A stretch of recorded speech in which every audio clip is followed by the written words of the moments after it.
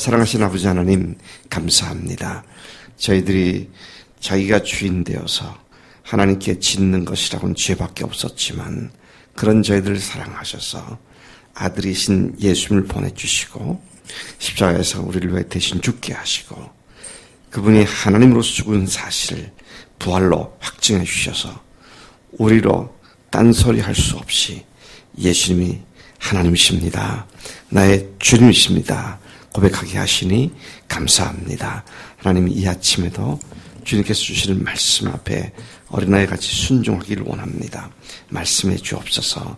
감사하고 예수님의 이름으로 기도사옵나이다. 아멘. 아멘. 오늘 말씀은 창세기 24장 28절부터 49절까지 말씀입니다. 24장 28절부터 49절까지 교독하시겠습니다. 소녀가 달려가서 이 일을 어머니 집에 알렸더니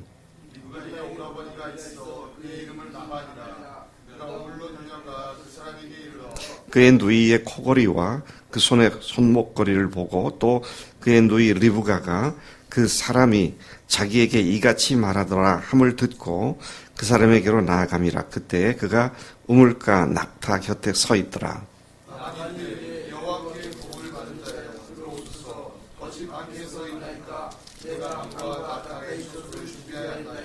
그 사람이 그 집으로 들어가매 라반이 낙타의 짐을 부리고 집과 사료를 낙타에게 주고 그 사람의 발과 그의 동행자들의 발 씻을 물을 주고 그 앞에 음식을 내더니 그 사람이 이르되 내가 내 일을 진술하기 전에는 먹지 아니하겠나이다. 라반이 이르되 말하소서. 그가 이르되 나는 아브라함의 종이니이다. 여호와께서 나의 주인에게 크게 복을 주시어 찬송하게 하시되 소와 양과 은금과 종들과 낙타와 나귀를 그에게 주셨고 나의 주인의 아내 사라가 노년에 나의 주인에게 아들을 낳음에 주인이 그의 모든 소유를 그 아들에게 주었나이다. 나의 주인이 나에게 맹세하게 하여 이르되 너는 너의 아들을 위하여 내가 사는 땅 가나안 족속의 딸들 중에서 아내를 택하지 말고 내 아버지의 집, 내 족속에게로 가서 내 아들을 위하여 아내를 택하라 하시기로. 내가 내 주인에게 여쭈되 혹 여자가 나를 따르지 아니하면 어찌하리까. 주인이 내게 이르되 내가 섬기는 여호와께서 그의 사자를 너와 함께 보내어 내게 평탄한 길을 주시리니 너는 내 족속 중 내 아버지 집에서 내 아들을 위하여 아내를 택할 것이니라. 내가 내 족속에게 이르되 내가 내 맹세와 상관이 없으니라. 만일 그들이 내게 주지 아니할지라도 내가 내 맹세와 상관이 없으리라 하시고 내가 오늘 우물에 이르러 말하기를 내 주인 아브라함의 하나님 여호와여 만일 내가 행하는 길에 형통함을 주실진데 내가 이 우물 곁에 서 있다가 젊은 여자가 물을 길러 오거든 내가 그에게 청하기를 너는 물동이의 물을 내게 좀 마시게 하라 하여 그의 대답이 당신은 마시라 내가 또 당신의 낙타를 위하여도 기르리라 하면 그 여자는 여호와께서 내 주인의 아들을 위하여 정하여 주신 자가 되리이다 하며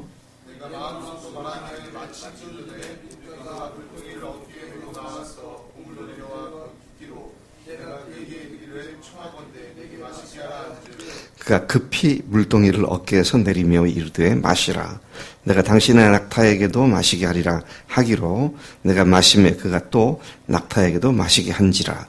내가 그에게 묻기를 네가 네 딸이냐 한즉 이르되 밀가가 나오르게서 나온 부자의 딸이라 하고 내가 코걸이를 그 코에 끼고 손목걸이를 그 손에 끼우고 내 주인 아브라함의 하나님 여호와께서 나를 바른 길로 인도하사 나의 주인의 동생의 딸을 그의 아들을 위하여 택하게 하셨으므로 내가 머리를 숙여 그에게 경배하고 찬송하였나이다.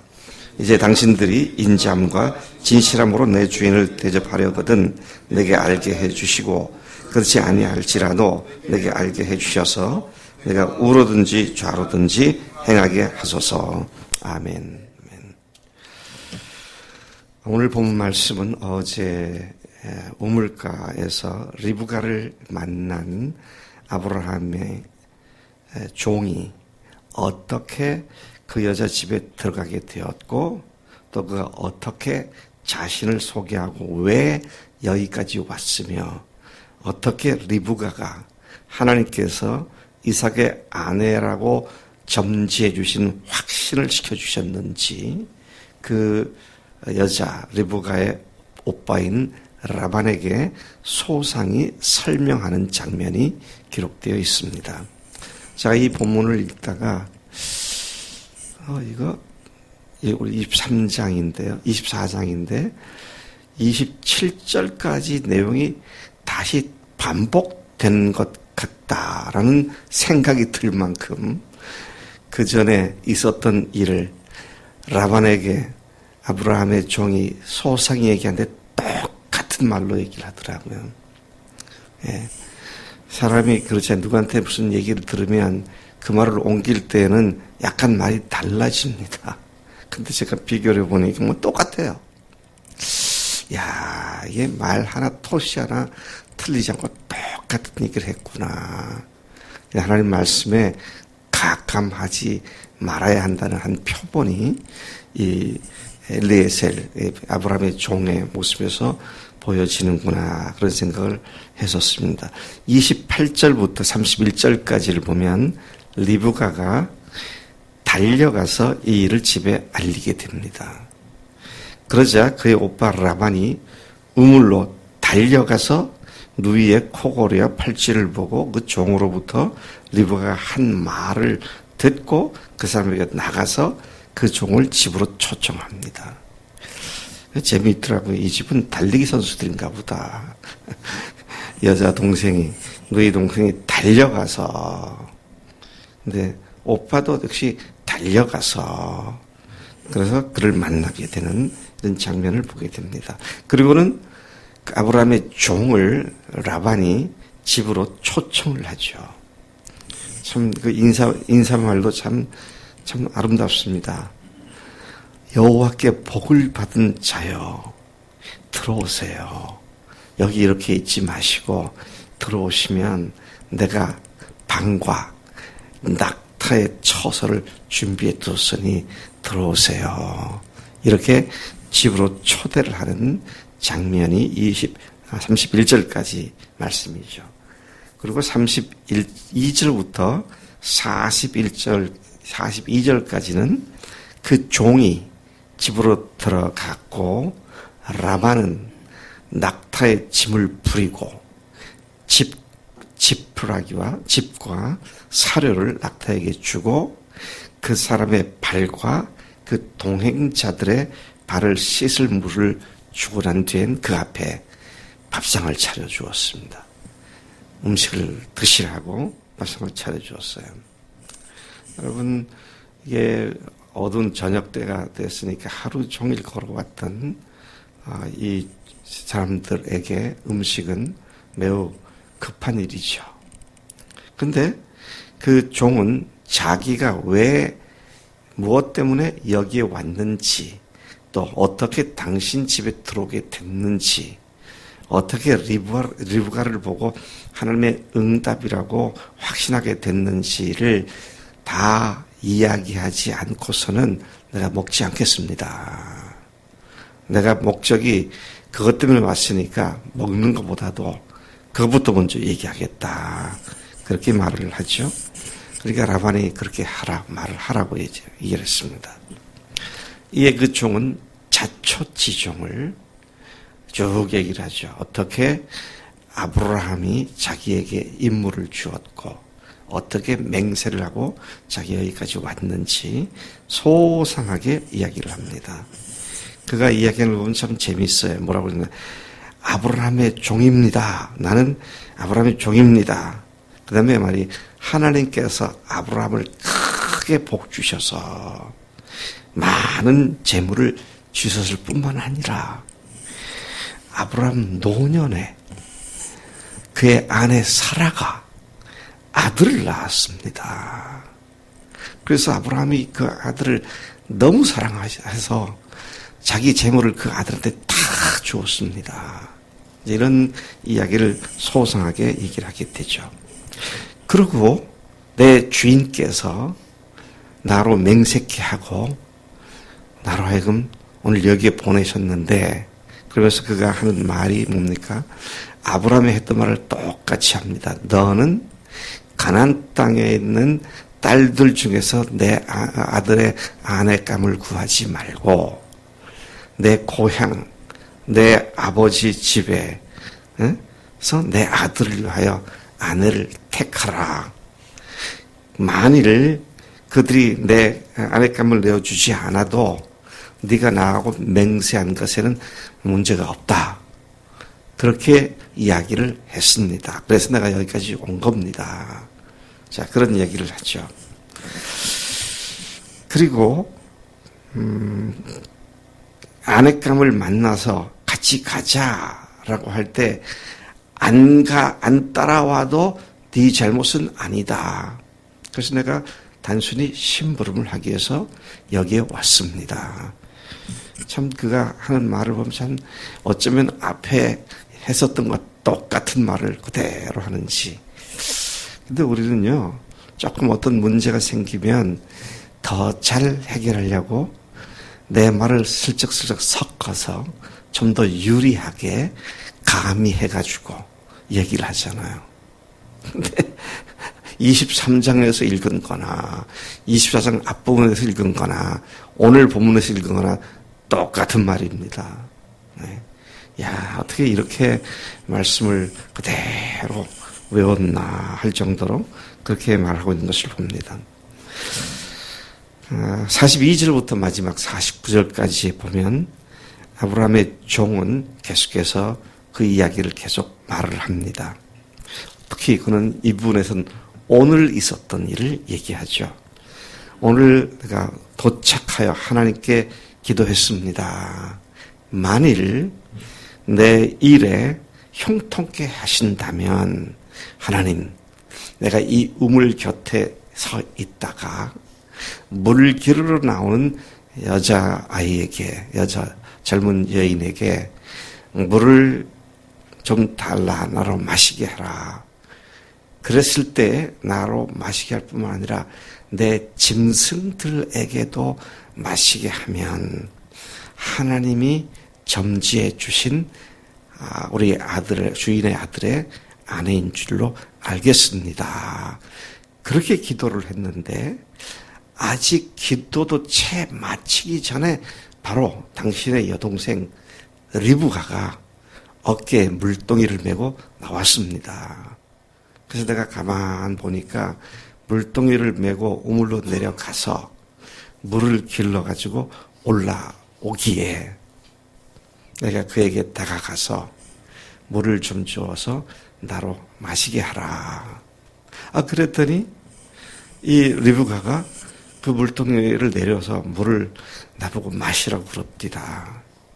그러고는 하는 말이 당신의 낙타들도 내가 물을 길어 줄 테니 배부르게 마시게 하세요.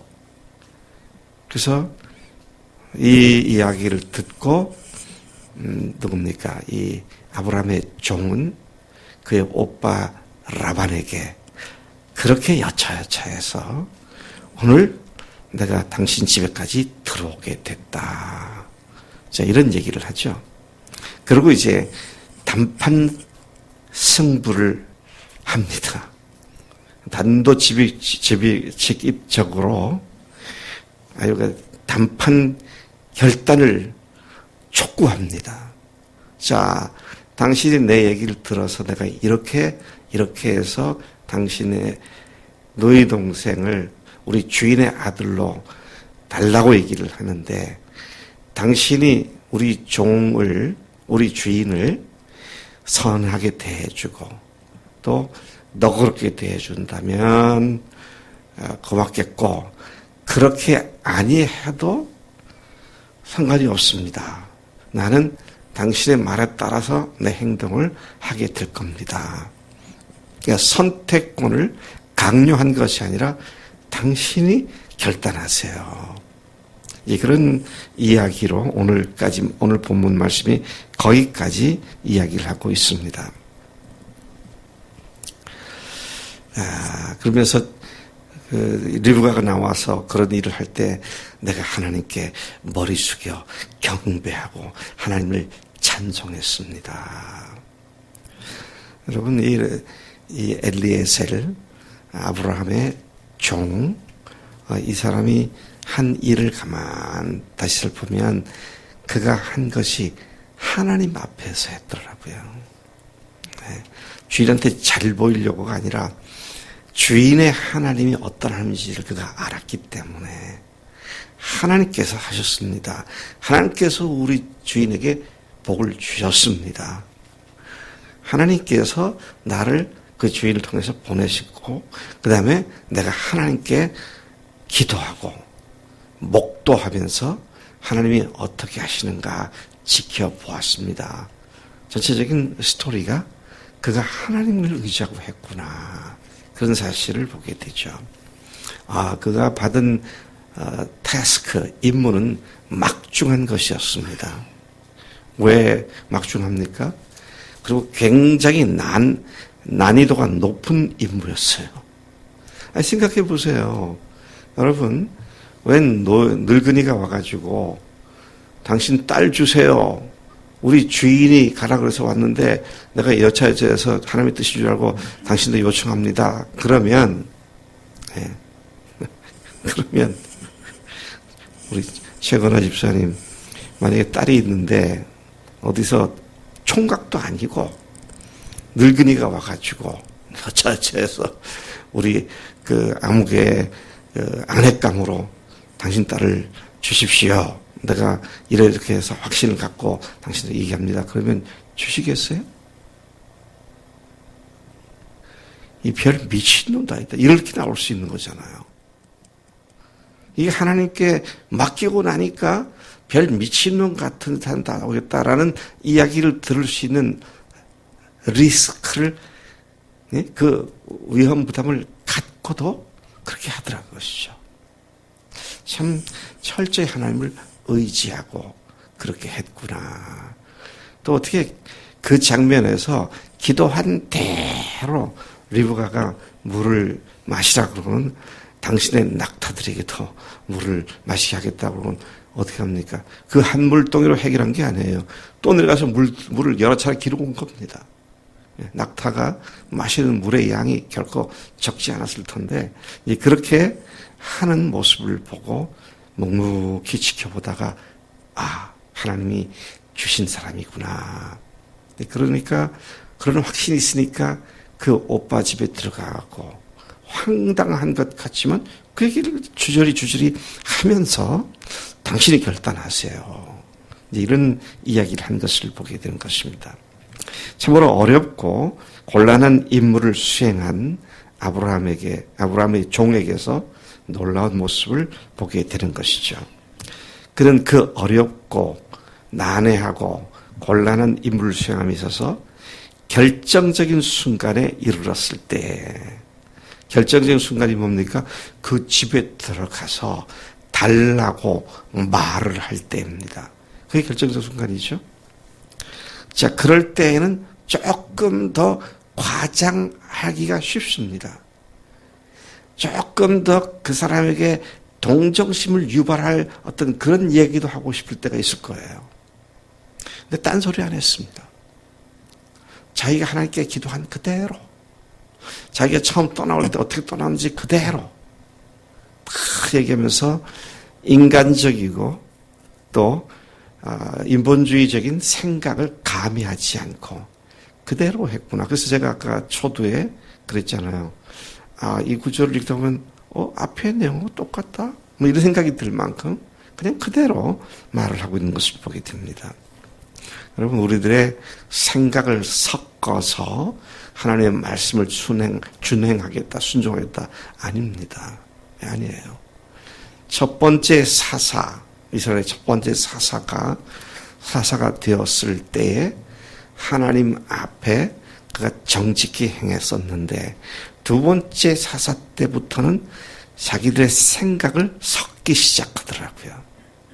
그리고 백성들은 자기 소견에 좋은 대로 살기 시작을 하고, 그래서 사사시대에 블레셋으로부터 아모리 족속으로부터 계속 공격을 당하고 어려움을 당했던 역사를 우리는 너무 잘 알고 있습니다.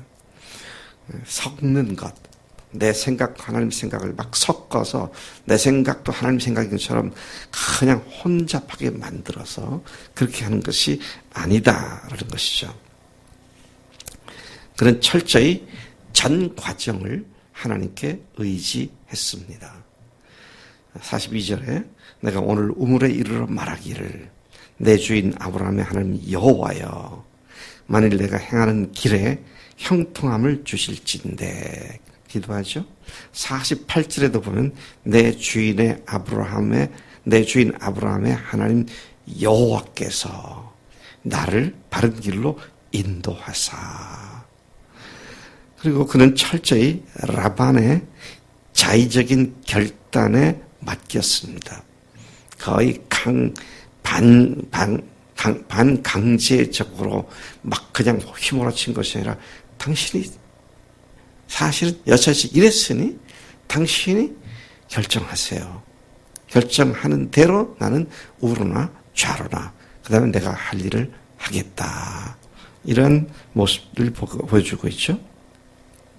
그래서 우리는 하나님의 일을 우리는 자꾸만 조작해가지고 내가 원하는 방향으로 만들려는 성향이 있습니다. 근데 그러지 말아야 돼요. 특히 우리가 간증을 얘기할 때, 저도 굉장히 자주 그랬었습니다만은 간증을 얘기할 때는 한두 마디를 더 섞으면 더 멋있는 간증이 될 것 같아서 이런 식으로 섞는 경우가 많이 있었습니다. 그러면 주님 앞에서는 있는 그대로 정면 돌파를 할 때 주님께서 해결해 주시죠. 그 말은 무슨 말입니까? 팩트대로 그대로 다루는 것이 필요하죠. 근데 우리는 팩트가 있으면 그것을 내가 유리한 쪽으로 해석해서 팩트를 그런 식으로 이해를 해버리려고 합니다. 아니에요. 그런다고 팩트가 달라지지 않습니다. 팩트는 그대로 우리가 대하고 또 대응할 때 그 다음에 변화시키는 건 주님이 하시죠. 이 종의 이야기들은 하나님이 인도하셨습니다. 우리 이런 대답이, 이런 고백이 우리 매일의 삶의 걸음걸이에서 나오는 것이 마땅한 줄로 믿습니다. 하나님 아버지 감사합니다. 오늘 저희들이 자주 실수하는 것들을 하나님 어떻게 주 앞에 바르게 살아야 하는지 아브라함의 종을 통하여 우리에게 도전적으로 말씀해 주신 것 감사합니다. 하나님을 죽으시고 부활하신 예수님을 하나님이라고 주님이라고 고백하고 그분께 당신께 영원히 굴복한 우리들의 인생이 순간순간 내 말과 내 생각이 섞여서 하나님을 욕되게 하는 일을 하지 않도록 하나님의 순탄하고 평탄하게 하시는 인도를 방해받지 않도록 하나님 우리로 그런 굳은 마음을 갖게 하시는 줄로 믿습니다. 오늘도 남은 여생도 그렇게 살겠습니다. 감사하고 예수님의 이름으로 기도를 쌉나이다. 아멘. 아멘.